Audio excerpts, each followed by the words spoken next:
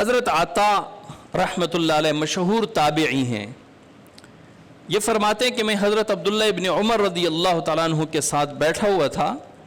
حضرت عمر بن خطاب رضی اللہ تعالیٰ عنہ کے بیٹے حضرت عبداللہ فرماتے ہیں کہ ایک نوجوان آئے اور نوجوان نے ایک سوال کیا یہ پگڑی کے شملہ کے بارے میں کہ یہ کیسے لٹکنا چاہیے، کتنا ہوتا ہے، اس بارے میں۔ تو حضرت عبداللہ ابن عمر رضی اللہ تعالیٰ عنہ نے فرمایا کہ اس کا جواب تو میں اپنے علم کے مطابق دوں گا، لیکن ایک مرتبہ ہم حضور صلی اللہ علیہ وسلم کی مسجد میں، مسجد نبوی میں، آپ صلی اللہ علیہ وسلم کی مسجد میں مجلس میں 10 صحابہ بیٹھے ہوئے تھے۔ حضرت ابوبکر صدیق رضی اللہ تعالیٰ عنہ، حضرت عمر فاروق رضی اللہ عنہ، حضرت عثمان غنی رضی اللہ عنہ، حضرت علی رضی اللہ تعالیٰ عنہ، حضرت عبد الرحمن بن عوف رضی اللہ عنہ، حضرت ابو سعید خدری رضی اللہ عنہ، حضرت عبداللہ ابن مسعود رضی اللہ عنہ، حضرت حذیفہ رضی اللہ عنہ۔ وہ 10 صحابہ ہم حضور صلی اللہ علیہ وسلم کی مجلس میں بیٹھے تھے کہ ایک انصاری نوجوان آئے۔ اس انصاری نوجوان نے حضور صلی اللہ علیہ وسلم سے پوچھا، اے اللہ کے رسول، سب سے افضل مومن کون ہے؟ سب سے بہترین مومن کون ہے؟ آپ صلی اللہ علیہ وسلم نے فرمایا جس کے اخلاق عالی ہوں، جس کے اخلاق اچھے ہوں۔ اب ایک تو مومن اور مومنین میں سب سے بہترین مومن کون ہے؟ جس کے اخلاق اچھے ہیں۔ یہ حضور صلی اللہ علیہ وسلم نے بہترین مومن کے بارے میں فرما دی۔ اور ہمارے ہاں کیا ہوتا ہے؟ اچھا، بہترین مومن اس معاشرے میں اگر دیکھنا ہو تو وہ ہوتا ہے جس کے اخلاق اعلیٰ ہوں، اخلاق اچھے ہوں۔ اخلاق کا پتہ زبان سے چلتا ہے، جس کے بول میٹھے ہوں، جس کے الفاظ میٹھے ہوں، جس کی باتوں میں کڑواہٹ نہ ہو، مٹھاس ہو، وہ جی اور جناب کرنے والا ہو، وہ محبتیں بھکیرنے والا ہو۔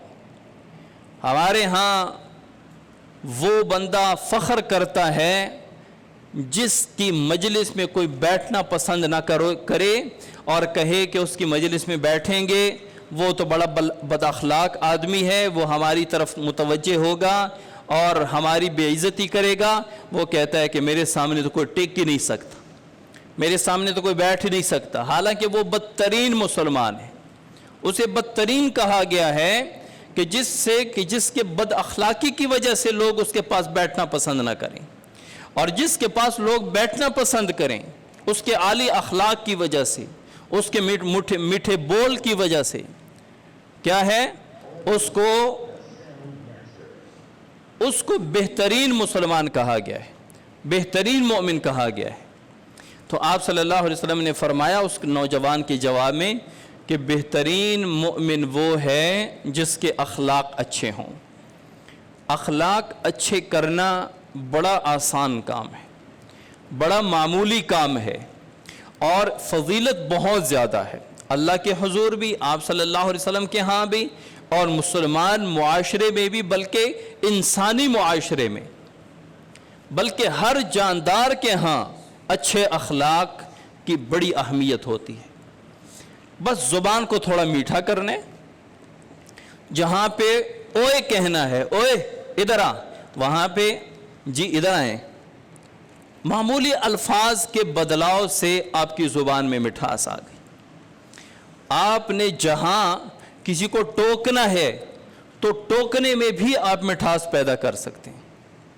جس طرح بچے کو اگر کوئی پکڑ کے کتے خنزیر اور اس کو ماریں، اس کے بجائے اگر آپ اس کو اس طرح ٹوکیں کہ بیٹا یہ گندی بات ہے، یہ اچھی بات نہیں ہے، اب یہ بھی ٹوکنا ہے لیکن اچھے الفاظ و انداز سے۔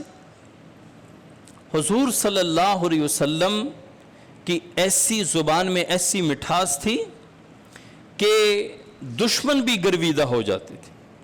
دشمن بھی اگر آپ صلی اللہ علیہ وسلم کی زبان مبارک سے چند بول سنتے تو آپ کے گرویدہ ہو جاتے اور کہتے کہ یہ زبان کی مٹھاس، یہ اخلاق، یہ کسی جھوٹے کے نہیں ہو سکتی۔